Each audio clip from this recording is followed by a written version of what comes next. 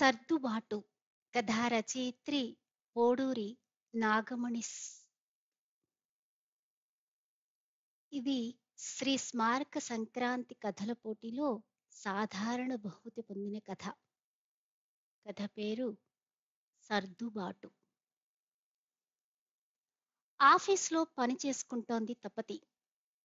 తల్లి మాధురి దగ్గర నుంచి ఫోన్ వచ్చింది. నీ మేనేజర్కి చెప్పి రేపు సెలవు పెట్టు, పెళ్లికి వెళ్ళి వద్దాం. రాకపోతే మామయ్య ఊరుకోడు, బాధపడతాడు. విసుగ్గా ఉంది తపతికి. అబ్బా, నువ్వు నాన్న వెళ్ళిరండి, నా వల్ల కాదు, నేనెక్కడికి రాలేను. ఎవరి మీదో కోపం, అందరి నుండి దూరంగా పారిపోవాలి. ఒంటరితనం కోరుకుంటోంది మనస్సు. ఫినిక్స్లో పిక్చర్ చూద్దామా? ప్రక్క సీటు భావన అడిగింది. నాకిప్పుడు మూడ్ లేదు భావన. తపతికి తలనొప్పిగా ఉంది. నువ్వు కాస్త మనుషుల్లోకి వస్తే బాగుంటుంది. ఎంతకాలం ఇలా నిన్ను నువ్వు హింసించుకుంటూ ఉంటావు? తర్వాత బాగుపడతానులే. పెదాల మీదకు బలవంతంగా నవ్వు తెచ్చుకుంది Tapati. Hello Tapati, how are you? అప్పుడే వచ్చిన వీణ నవ్వుతూ పలకరించింది. ఆఫీసులో ఎవరైనా కొలీగ్స్ నవ్వుతూ పలకరిస్తే ముడుచుకుపోతోంది తపతి. ఏణ్ణర్థం క్రిందట తపతి పెళ్లి వికాస్తో జరిగింది. ఆ తర్వాత 6 నెలలకే ఇద్దరికీ పడలేదని విడాకుల కోసం అప్లై చేసుకున్నారు. టైం పడుతుందని చెప్పింది లాయర్. తపతి అన్న సారంగ్, అతని భార్య సౌమ్య ఇద్దరు అమెరికాలో ఉంటారు. ఇక్కడ సమస్యల గురించి సారంగ్ అంతగా పట్టించుకోడు. తన సంసారం, తన ఉద్యోగం, తన గొడవేదో తనది. నిజానికి తపతి విడాకులు తీసుకోవడం సారంగుకు అస్సలు ఇష్టం లేదు. మనం కొంచెం సర్దుకుపోతే బాగానే ఉండేది అని సన్నసన్నగా అంటూ ఉంటాడు. విడాకుల పర్వం మొదలయ్యింది. తపతి ఎవరితోనూ ఎక్కువగా మాట్లాడటం లేదు. అందరూ తనదే తప్పన్నట్లు చూస్తున్నారని ఒక ఫీలింగ్. కంప్యూటర్ ముందు కూర్చుని పని చేసుకుంటున్న తపతికి వికాస్తో గడిపిన సంసార జీవితం గుర్తొస్తోంది. ఆర్భాటంగా, అట్టహాసంగా పెళ్లి జరిగింది. కొత్త కాపురం బెంగళూరులో. ఏవేవో సామాన్లు కొనుక్కోవడం, మాల్స్కు, సినిమాలకు, షికార్లకు తిరగటం. 2 నెలల పాటు ప్రపంచం గుర్తుకు రాలేదు కొత్త జంటకి. 3వ నెల మొదలైంది. కడుపులో కాస్త నొప్పి వచ్చింది తపతికి. ఏమీ లేదు, జంక్ ఫుడ్ తగ్గించండి, ఇద్దరు ఇంట్లోనే చేసుకుని తినండి, తగ్గిపోతుంది అంది డాక్టర్. ఇద్దరికీ ఆఫీసులు. పొద్దున్నే లేచి వంట చేయాలంటే కష్టంగా ఉండేది తపతికి. పైగా త్వరగా పనులు చేసుకోవడం చేత కాదు. కాస్త ఆలస్యంగా నిద్రలేచే వికాసును చూస్తే ఒళ్ళు మండేది. కాస్త ముందు లేచి హెల్ప్ చేయొచ్చు కదా, నేను ఒక్కదాన్ని కష్టపడుతున్నాను అనేది. వంట అనేది ఆడవాళ్ళు చేసే పని అనుకునేవాడు వికాస్. విసుక్కుంటూ నసుక్కుంటూ పని పూర్తి చేసేవాళ్ళు ఇద్దరూ కూడా. పని మనిషి వచ్చి దాని పని అది చేశాక కూడా ఇల్లంతా చిందర వందరగా ఉన్నట్లుగా ఉండేది. ఇద్దరికీ కాసేపైన విశ్రాంతి దొరికేది కాదు. కొత్తగా పెళ్ళైన మోజు కాస్త కాస్త తగ్గటం మొదలెట్టింది. రాత్రిపూట భోజనాలయ్యాక వికాస్ కాసేపు టీవీ చూస్తూ ఉంటే చికాగ్గా ఉండేది తపతికి. కాస్త వంటిల్లు సర్దొచ్చుగా అంటూ గొణుగేది. వినిపించుకునేవాడు కాదు వికాస్. రాత్రి తపతి నైటీలో బెడ్రూంలోకి వస్తే మంచిగా చీర కట్టుకోరాదు, చాలా బాగుంటావు అనేవాడు వికాస్. ఫ్యాన్సీ డ్రెస్ కాంపిటీషన్ ఏమన్నందా ఇప్పుడు? రోజు ఆ దిక్కుమాలిన చీర కట్టుకోవడం నా వల్ల కాదు. బా, ఆ నైట్ చూస్తే అసలు ముట్టుకోవాలనిపించదు. నువ్వు షార్ట్స్ వేసుకుని తిరుగుతుంటే పరమ చండాలంగా ఉంటావు, నేను భరించడం లేదు అంటించేది తపతి. కోపంగా అటు తిరిగి పడుకునేవాడు వికాస్. క్రమక్రమంగా ఇంకో నెల రోజులు గడిచేసరికి ఒకరిలోని లోపాలు ఇంకొకరికి వికృతంగా కనిపించటంతో ఇంకా దూరం పెరగసాగింది. అసలు నీలాంటి వెధవని ఎలా పెళ్లి చేసుకున్నానో నాకే అర్థం కావడం లేదు. అంతా నా కర్మ. అసహనంతో వికాస్ మీద ఎగిరిపడేది తపతి. వికాస్ మాత్రం తక్కువ తిన్నాడా? ఆ! నీకు అంత పొగరు ఉందని నేనే కనుక్కోలేకపోయాను. ఏ ఒక్క పని చేత కాదు. ఆడపిల్లలాగా పెరిగావా? మా అమ్మ ఇప్పటికి కూడా ఉద్యోగం చేస్తోంది. వంట వార్పు చేసి స్కూలుకు వెళ్తుంది. నీలాగా ఎప్పుడూ విసుక్కున్నది లేదు. కయ్యిమనేవాడు వికాస్. ఆహా! నీకు మీ అమ్మే రోల్ మోడల్. కాలం మారింది బాబూ. ఇప్పుడు మగవాళ్ళందరూ ఇళ్లల్లో పని పాటలు చేస్తున్నారు. నీలాగా మొద్దు వెధవలాగా ఎవ్వరూ లేరు. నీలాంటి జడ్డి మొహం గాడిని ఎక్కడా చూడలేదు. నీ కింద అణిగిమణిగి ఉంటూ నీ ఇష్టం వచ్చినట్లు చీరలు సారెలు కట్టుకుని నిన్ను తృప్తిపరచడానికి నేనే పాతకాలం పెద్దమ్మని కాను. గుర్తుపెట్టుకో. నాకు కూడా వ్యక్తిత్వం ఉంది. జాడించి పడేసేది తపతి. ఫలితం ఇద్దరి మధ్య అగాధం మరింత పెరిగింది. ఇంకో నెల అతి కష్టం మీద కలిసి బ్రతికారిద్దరు. ఇద్దరికీ ఓర్పు సహనం తక్కువ. ఉడుకు రక్తం. ఇద్దరూ సంపాదనా పరులే కావడం. ఒకరి మీద ఒకరు అధికారం చెలాయిస్తున్నారన్న భావన చివరకు ఉండలేమనంటూ హైదరాబాదుకు వచ్చేసింది తపతి. మధ్యలో ఇరువైపుల పెద్దవాళ్లు కల్పించుకున్నారు. అయితే పిల్లల మీద ఉన్న ప్రేమతో ఎవరి పిల్లల్ని వాళ్ళు ఏమీ అనలేదు. ఎటువంటి సలహాలు చెప్పలేదు. ఎవరి బిడ్డల్ని వాళ్ళు సపోర్ట్ చేసుకున్నారు. అవతలి వాళ్ళదే తప్పంటూ ఆరోపించుకున్నారు. ఎక్కడా ఎవ్వరూ తగ్గటం లేదు. విడాకులు అనివార్యమయ్యాయి.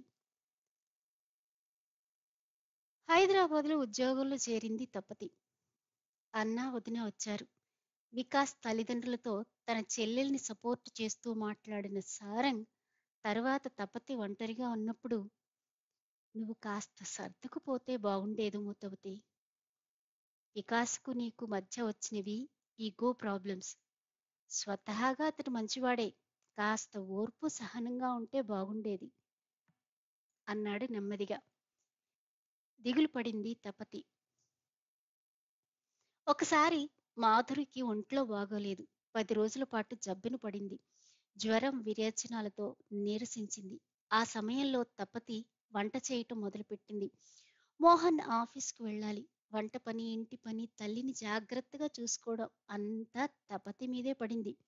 మెల్లమెల్లగా పనులు చేయడం నేర్చుకుంటోంది. ఆఫీస్కు వారం రోజులు సెలవు పెట్టినా తర్వాత తప్పక వెళ్లాల్సి వచ్చింది.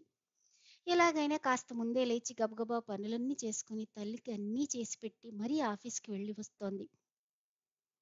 15 రోజులకు కాస్త అనుభవం వచ్చింది. ఇంటిని ఆఫీసును మేనేజ్ చేయడం అంత కష్టంగా లేదు. ఈ మాత్రం దానికేనా తను వికాస్తో వంతు పెట్టుకుని తగులాడింది? అయినా బింకంగా వికాస్కు ప్రేమక్కడుంది, తనకెప్పుడైనా విలువ ఇచ్చాడా? ఒట్టి అహంకారపు విధవ అనుకుని మనస్సుకు సర్ది చెప్పుకునేది. ఒకరోజు తపతి ఫ్రెండ్ సాధన ఫోన్ చేసింది. మా బాబు బర్త్‌డే తపతి. నువ్వు తప్పకుండా రావాలి. కాదు కూడదంటే కుదరదు. నువ్వు రాకపోతే ఇంక నీతో కట్టిఫ్ అంది సాధన నవ్వుతూ. సాధన తపతికి బెస్ట్ ఫ్రెండ్. సరే సరే వస్తాను. మరీ అంత కోపం పెట్టుకోకు అంది తపతి కూడా నవ్వుతూ. ఆ! ఇంకో విషయం తపతి. బర్త్‌డేకు అందరం ట్రెడిషనల్‌గా చీరలే కట్టుకుందామని అనుకున్నాం. నువ్వు కూడా మంచి చీర కట్టుకొని, నగలు పెట్టుకునిరా అంది సాధన. ఆహా! అలాగే అలాగే అంది తపతి. కాస్త ఉత్సాహం వచ్చింది తపతికి. సాధన కొడుకు బర్త్‌డేకి వెళ్దామని తయారవుతోంది తపతి. ఏ చీర కట్టుకోవాలి? బీరువాలో ఉన్న చీరలు చూస్తోంది తపతి. నువ్వు చీర కట్టుకుంటే ఎంత బాగుంటావో తెలుసా? వెనక నుంచి వికాస్ గొంతు వినిపించినట్లు అనిపించింది. ఉలిక్కిపడింది తపతి. ఎన్నిసార్లు వికాస్ చెప్పినా తను ఒక్కసారన్నా అతడి మాట విన్నదా? ఈరోజు తన ఫ్రెండ్ చీర కట్టుకుని రమ్మంటే సంతోషంగా తయారవుతోంది. అదే వికాస్ చెప్తే దాష్టికం చేస్తున్నాడనుకుందా ఆ రోజు? చిన్న చిన్న విషయాలకే తను ఓవర్ రియాక్ట్ అయ్యిందా? నిజంగా అన్నయ్య చెప్పినట్లు కొద్దిగా సర్దుకుపోతే బాగుండేదా? ఏదో పోగొట్టుకున్నట్లు మనసులో బాధ పూడ్చలేని వెలితి. 4 రోజుల తర్వాత తపతిని మేనేజర్ పిలిచింది. ప్రాజెక్ట్ వర్క్‌లో భాగంగా చెన్నై వెళ్లి రావాలని. ఒక 10 మందిని సెలెక్ట్ చేసింది. ఊరి ప్రయాణం చేసి వస్తే కాస్త రిలీఫ్‌గా ఉంటుందని చెన్నై వెళ్ళడానికి ఒప్పుకుంది తపతి. కొలీగ్స్‌తో కలిసి చెన్నై చేరుకుంది. మొదటి రోజు సాయంత్రం దాకా ఆఫీస్ పని, కొలీగ్స్‌తో పాటు హోటల్ రూమ్‌కి వచ్చింది. ఊరు చూద్దామని బయలుదేరారందరూ. ఇంతకు ముందు నేను చూశాను. మీరు వెళ్ళండి అంది తపతి. మిగిలిన వాళ్ళు వెళ్ళిపోయారు.